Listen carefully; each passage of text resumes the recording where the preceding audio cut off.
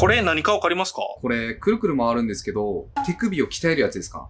冷媒配管の切断面のバリを取るのに使います。主にガス漏れの予防のために行います。これ何かわかりますか？これ最新の爪切りじゃないですか。これはチューブカッターです。冷媒配管を切断する際に使用する工具ですね。エアコンの設置位置によって冷媒配管の長さを調節するために使用しこれ何かわかりますか？火を起こすやつですかね。ます。これはフレアツールです。冷媒配管の先端を変形させ、ラッパ状に加工をする工具ですね。室内機や室外機に接続する際に使用します。